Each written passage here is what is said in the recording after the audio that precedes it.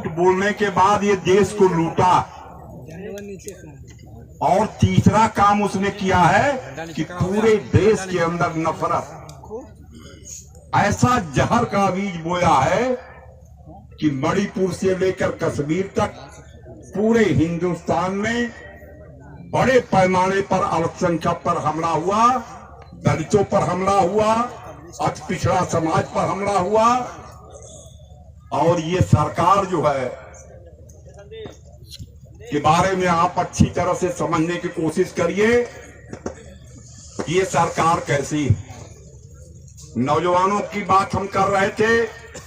दुनिया का सबसे बड़ा नौजवान देश भारत है। दुनिया में जितने देश हैं, मुल्क हैं, उसमें हमारा देश 1,40 अरब लोग हैं। उसमें से सबसे ज्यादा युवा अगर किसी देश में पाए जाते हैं तो भारत में। और इन युवाओं को भाजपा ने समझा अच्छी तरह से, इसीलिए इनको लालच दिया, झूठ बोला, इनको गुमराह करने की कोशिश किया और कहा कि हम 1 वर्ष में 2 करोड़ काम देंगे। काम दिया? आप कहीं देखते हैं कि कोई काम पाया? कोई वैकेंसी निकली? तो ये सरकार का झूठ। किसानों को उन्होंने कहा कि हम आय दूना कर देंगे। किसान की आय दूना हो गई। और पूरे देश के अंदर इन्होंने नफरत फैलाया, कहीं गौ के माता से, कहीं मंदिर के नाम पर, कहीं मस्जिद के नाम पर, कहीं पाकिस्तान के नाम पर, कभी कब्रिस्तान के नाम पर, तमाम तरह के इन्होंने देश में फौड़े किया। और यहां तक कि हरिद्वार में और दिल्ली में हथियार लेके लोगों ने हिंदू राष्ट्र और दुनिया भर की बात, शपथ ग्रहण तमाम कर रहे हैं।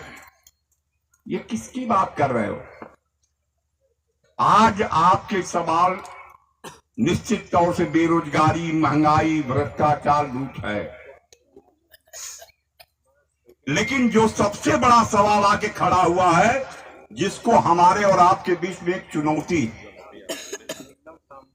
आपको मैं बताना चाहता हूं कि 1857 से लेके 1947 तक देश में अंग्रेजों के खिलाफ युद्ध हुई, जिसमें जलियांवाला बाग से लेके, भगत सिंह से लेकर, सुभाष चंद्र बोस से लेके तमाम लोग शहीद हुए,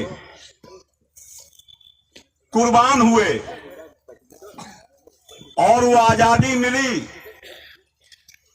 और आजादी के बाद इस देश को चलाने के लिए एक हमें संविधान मिला। वह संविधान वाकई में ये भारत की हर जनता का ग्रंथ है। वो हर व्यक्ति की अभिव्यक्ति है। और संविधान को पहला पन्ना खोलेंगे तो उसमें लिखा रहेगा कि हम भारत के लोग। उसमें नहीं लिखा कि हिंदू हो कि मुसलमान हो, गोरे हो कि काले हो, छोटे हो या बड़े हो। उसने पूरे कश्मीर से लेकर कन्याकुमारी तक, आसाम से पंजाब तक पूरी भारत की संस्कृति, सभ्यता, तमाम लोगों को वो अपनी अभिव्यक्ति दिया और आजादी दिया। आज वो संविधान आज गरीबों का सबसे बड़ा ताज है। अगर वो संविधान नहीं रहेगा तो गरीबों का आरक्षण भी खत्म होगा। तो ये बड़ी साजिश है। और ये हम हवा में नहीं बोल रहे हैं। इनका कोई कर्नाटक का हेगड़े है, एक इनका विकास का कोई सलाहकार मंत्री है, और कहीं और कोई विधायक एमपी बोलता है। आपको आश्चर्य होगा कि संसद से थोड़ी दूर पर डॉक्टर भीमराव के अंबेडकर का जो संविधान भारत का था, उसको भाजपाइयों आरएसएस के लोगों ने जलाया और उनके खिलाफ कोई कार्रवाई नहीं हुई। ये सरकार पूरी तरह से हिटलरवादी है, मसोनी और तोड़ो के रास्ते पर चलने वाली है। ये मनुवाद को लाना चाहती है। इसलिए इस देश के अंदर इस संविधान को बचाने के लिए आप सारी बातें छोड़ दीजिए। महंगाई को हम लड़ लेंगे, भ्रष्टाचार को लड़ लेंगे, किसान के सवाल को लड़ लेंगे, और तब लड़ेंगे जब ये संविधान बचा रहेगा, तब लड़ेंगे। इसीलिए सबसे बड़ी जरूरत हमारी है कि हम संविधान की रक्षा करें, और उसके लिए हमारे प्रत्याशी जो इंडिया गठबंधन के हैं साथी अफजाल अंसारी को साइकिल पर मुहर लगा के विजयी बनाइए। इसी बातों के साथ अपनी बात समाप्त करती हूँ। जय भारत। बहुत बहुत धन्यवाद। आप घर घर जाइए, प्रचार करिए माननीय सांसद जी के संदेश को लेकर, इनके बातों को, इंडिया गठबंधन के माननीय अखिलेश यादव जी के विचार और नीतियों को लेकर आप जनता के बीच में जाने का काम करिए। इन्हीं चंद शब्दों के साथ आप सबसे अपील करता हूं कि 1 जून को जो मतदान होगा, साइकिल की बटन दबाकर लाखों लाख मतों से जिताकर माननीय सांसद जी को दिल्ली की पार्लियामेंट में भेजें और इंडिया गठबंधन की सरकार बनावे। माननीय अखिलेश यादव जी के हाथों को और इंडिया गठबंधन के पूरे नेताओं के हाथों को मजबूत करें। जय हिंद। हम अपनी बात कर रहे हैं कि हम लोग पिछड़े समाज से आते हैं। हमारा पिछड़ा समाज इतना जल्दी गुमराह हो जाता है, दूसरे के बहकावे में आ जाता है, उसको काफी सचेत रहना पड़ेगा साथियों। यह चुनाव संविधान बचाने वाले, लोकतंत्र बचाने वाले और संविधान में विश्वास न रखने वालों के बीच में है। संविधान नहीं रहेगा साथियों तो आगे आने वाली पीढ़ी मुझे माफ नहीं करेगी। वही दशा होगी। हमारी माताएं बहनें बैठी हैं। एक समय था कि हमारी माताओं बहनों को पढ़ने लिखने का अधिकार भी नहीं था। माता सावित्रीबाई फुले ने तमाम यातनाओं को सहते हुए अपने पति ज्योतिबा फुले से आदेश और सम्मान लेकर के महिलाओं को पढ़ाने का काम किया, और साथ ही उसी का परिणाम है श्रीमती इंदिरा गांधी जी ने सदन में कहा था कि यदि माता सावित्रीबाई फुले नहीं होती तो हमारी माताओं बहनों को पढ़ने का अधिकार नहीं होता। इसलिए अपने जो मनवादी व्यवस्था थी, जो इस देश में सामंतवादी व्यवस्था थी, उसको खत्म करने के लिए आजादी के बाद बाबा साहब ने संविधान लिखा, और उसके बारे में हमारे वक्ता साथियों ने बताया कि संविधान नहीं रहेगा तो हमारा हक और अधिकार छीन जाएगा। मैं तो बधाई देता हूं खास तौर से अपने अनुसूचित समाज के भाइयों से।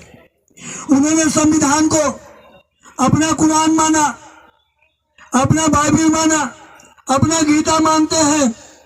मैं अपने पिछड़े भाइयों से भी कहूंगा कि संविधान को अपना गीता और बाइबल मानो। यदि आप इसको मान लेंगे उसकी रक्षा के लिए जुट जाइए। और साथियों 1 तारीख को 1 जून को उसकी रक्षा के लिए एक एक वोट साइकिल की बटन दबा करके अपने नेता आदरणीय अफजाल अंसारी जी को पिछले चुनाव से अधिक वोटों से जिता करके, वो भी जखनिया विधानसभा, तो साथियों अपने आप में एक विशेष विधानसभा है। पिछले चुनाव में 5 विधानसभाओं में सबसे अधिक मतों से जखनिया सांसद साहब को जिताई थी। मुझे भरोसा है आप पर है कि आप अपनी जो जीत का अंतर दिए थे उसका अधिकार आप ही तोड़ेंगे। इन्हीं शब्दों के साथ सबका सम्मान करते हुए अपनी बात समाप्त करता हूँ। जय भीम, जय भारत, जय समाजवाद। रामपुर बलभद्र आयोजित इस कार्यक्रम की अध्यक्षता कर रहे श्री कमलेश चौहान प्रधान जी। कार्यक्रम में और कोई उपाय नहीं है, चलो हटा दो, ले जाओ। कार्यक्रम का संचालन कर रहे अरविंद यादव जी, कार्यक्रम में उपस्थित प्रकाश प्रधान, कमलेश चौहान प्रधान, अखिलेश यादव जिंदाबाद, अखिलेश यादव जिंदाबाद, अखिलेश यादव जिंदाबाद, अफजल अंसारी जिंदाबाद,